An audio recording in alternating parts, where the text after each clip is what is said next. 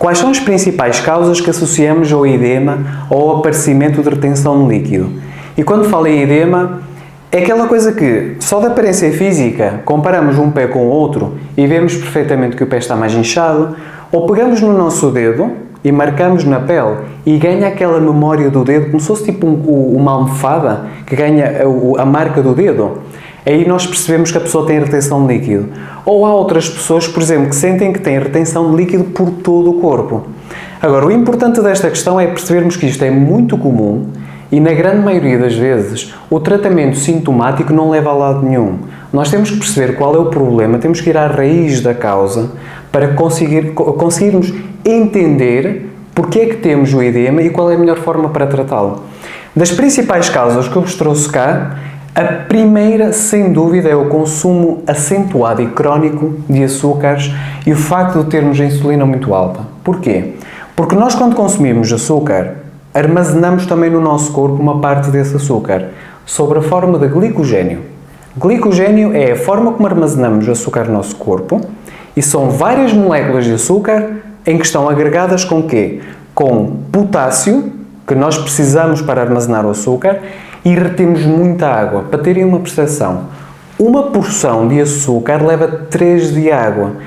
Isto faz sentido quando nós pensamos que muitas pessoas, por exemplo, quando baixam os hidratos de carbono ou entram numa alimentação cetogénica ou fazem uma correção alimentar de forma geral, perdem muito peso logo na primeira, segunda semana. Porquê? Porque a pessoa está a libertar muito líquido.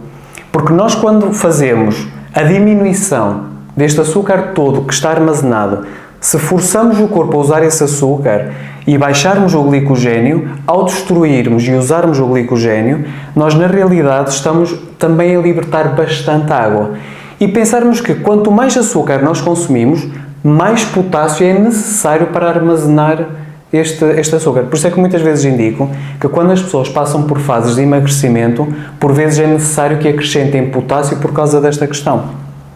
Agora, para isso temos que baixar os hidratos de carbono e fazer uma alimentação idealmente mais cetogénica ou pelo menos reduzir os hidratos, principalmente aqueles que são de origem processada e os açúcares. Depois, nós sabemos que o sal faz com que retenha líquido do nosso corpo, mas na realidade o problema não é só do sal, é da falta de potássio. O sódio e o potássio atuam em conjunto. Se nós, por exemplo, aumentarmos o consumo de sal, mas ao aumentarmos o consumo de potássio, não vamos ter retenção de líquido. Os problemas não vão ser tão graves. O problema qual é que é? É que a nossa alimentação é muito baixa em potássio. Porquê? Porque nós não consumimos saladas suficientes para extrairmos este tipo de mineral. E a tendência é a nossa alimentação ter mais sódio. Ou seja, aquilo que devia ser 1:2, normalmente é ao contrário, ou muito mais.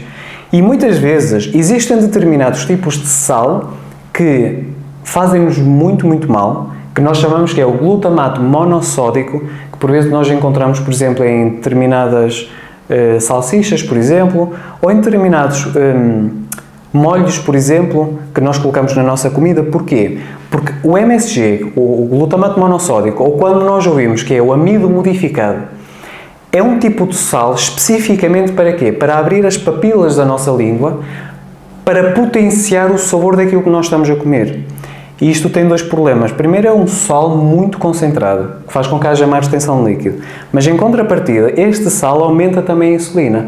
Ou seja, funciona como se fosse um açúcar ou um sal que vai aumentar bastante a nossa retenção de líquido.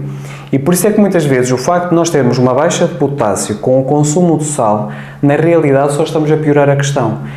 Quando pensamos em saladas, sabem que o consumo de potássio ideal diário são 4,7 gramas por dia?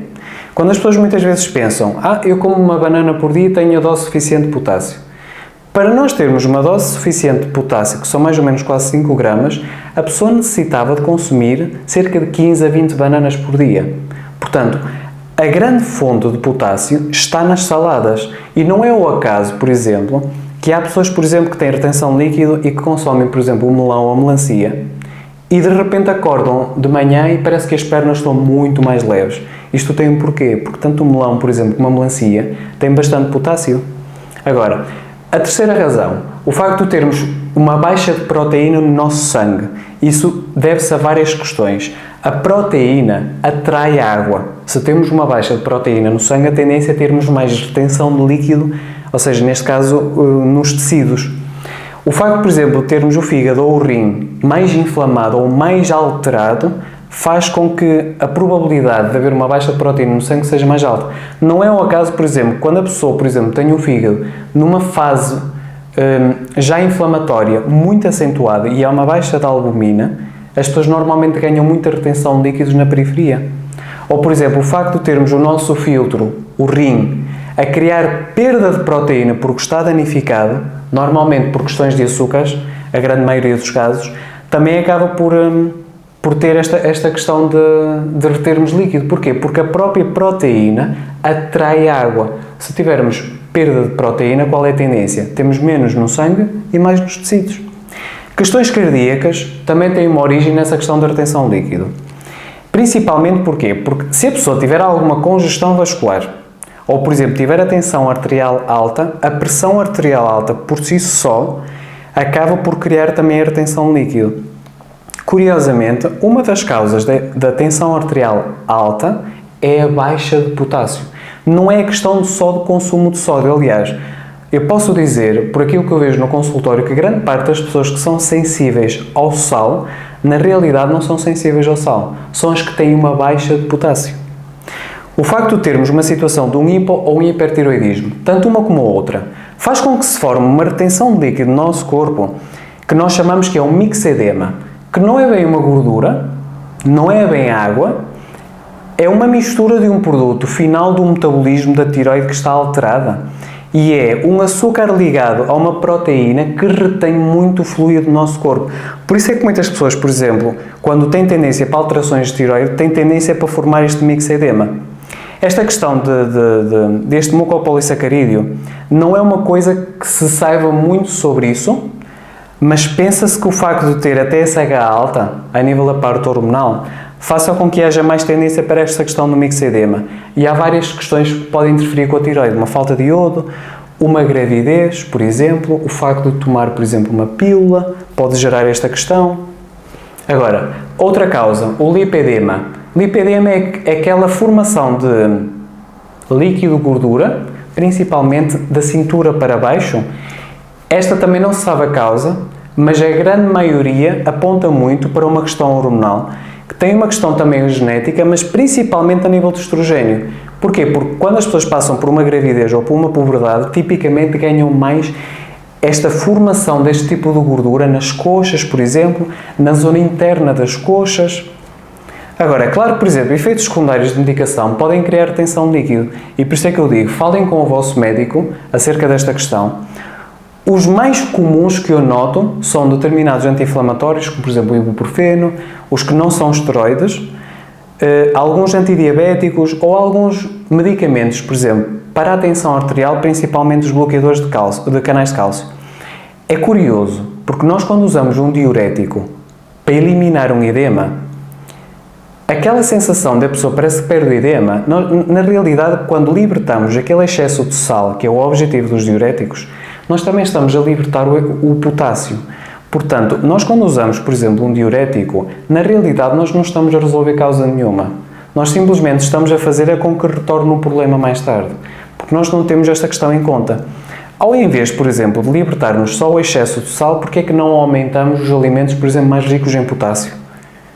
E, por exemplo, a questão do linfedema, que está mais associada aqui, a retenção de líquidos associada ao sistema linfático. É curioso, eu tenho no consultório uma terapeuta que trabalha comigo, que faz drenagem linfática manual. E é impressionante como é que, depois de uma drenagem linfática manual, as pessoas vão urinar, as pessoas perderam bastante líquido e praticamente sem fazer nada. Portanto, o facto de fazer uma drenagem linfática manual, estimular o sistema linfático, que não tem tónus, ou seja, não tem contração, como os vasos sanguíneos, a pessoa precisa de se movimentar, ou que alguém vá lá estimular os gânglios linfáticos. Lá está, daí a questão do exercício físico. O movimento ajuda nesta questão. Existem determinadas terapias de laser de baixa intensidade que eu, por exemplo, aplico e que ajudam muito nestas questões.